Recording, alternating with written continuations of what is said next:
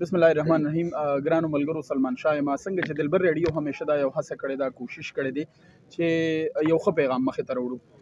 مفتي عبدالرؤف شاکر صاحب له دې وړاندې هم دلبر ریډیو ته موږ راغوستلی وو، یوه ګنټه هم ورسره ډیبیټ کړی و، دا خبرې هم کړې وې چې مولوي صاحب زیاتره خلک رنګارنګ پروپیګنډې کوي. نو بیا پکې بل یو مولوي صاحب دا خبره مو وکړه چې شیخ صاحب د خدای وبخي غلام محمد صادق صاحب هغوی دا خبره کړې وه چې تاسو هم پکار ده چې نور سیاسي ګوندونه یو پروپیګنډا سیکټري ساتي یا سړی ساتي، نو تاسو هم هغه وساتئ. نو ډېرې پروپیګنډې د مفتي صاحب محترم حوالې سره مخې ته راغلې وې، بیا د هغې د ډېرو خبرو تردید هم کړی و، په ډېرو خبرو خاموشي هم شوې وه. نن الحمدلله ثم الحمدلله د مولوي صاحب د کامیابۍ د چارسدي تحصیل چې کوم میئرشپ دی هغه ستاسو وړاندې دی او په سوشل میډیا باندې الحمدلله ښه جوش و خروش سره یو کمپین روان دی. نو مننه هم کوو، خو یو تپوس مې دا دی چې په ډېرو ځایونو کې د غلط د میډیا یا د سوشل میډیا ملګرو غلط نتایج مخې ته راوړل، مقصد د هغوی سو او هغه خلکو له ستاسو پیغام به څه وي؟ بسم الله الرحمن الرحیم. سلمان وروره ستاسو ډېره شکریا ادا کوم. یو خو دغه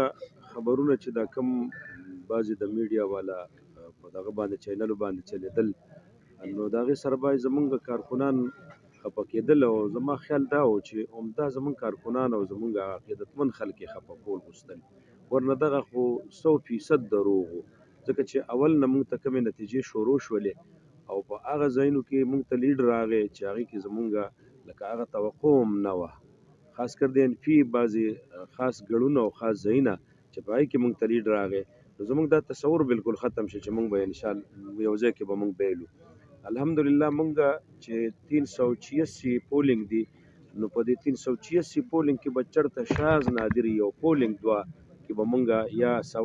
برابر راغلي یو یا به 11 کم راغلي یو، یعنې دا به ډېر په شمار یا به 2 یا به 3 په چې موږ وشمارو، او نور په 386 باندې الحمدلله موږ په باري اکثریت باندې لکه کړی ده، ځکه چې زموږ دا د دې وخت کې لا تقریبا 46 دغه پاتې دي او د هغې نتیجې دغه پولینګونو او 69,000 ته زمونږ یعنې مطلب دی چې الحمدلله ګنتي ورسېدله، او په 30,000 باندې مونږ یعنې د انفي نه اوس هم لیډ کې روان یو. نو دې وجې نه زه دغې عوامو ډېره شکریا ادا کوم بې حده د نارینه او د زنانو چې هغوی ما سره دومره عقیدت او محبت وکړو. الله دې ولې جزای خیر هم ورکړي، انشاءالله چې زما د وسه څه کېږي زه به خامخا د دې سره انشاءالله هغه چې د میر سیټ په حوالې سره د دې کوم حقوق وي او کوم دغه وي انشاءالله هغه به زه دې ته رسوم، هېڅ قسمه کمی به نه کوم او د دوی سره به د دوی په مشکلاتو کې انشاءالله څنګ په څنګ ولاړ یم. صحیح ده، ډېره زیاته مننه. اخیرنۍ خبره دا کوم چې د مولوي صاحب محترم ډېر وخت نه علم، ځکه چې ګلونه هم راورېږي، ډېر زیات مېلمانه هم را روان دي، مټیان هم ویشلې کېږي، او په غونډه چارسده ډسټرکټ په خاصه توګه تحصیل چارسده او بیا په 13 زمونږ زوړ بازار بوساخیلو کې چې کوم درېیم اختر ورته زه لوی ویلی شم، د دواړو اخترونه اوچت اختر دی، نو دا ډېره یو غټه خبره ده. د دې سره سره دا خبره هم کومه چې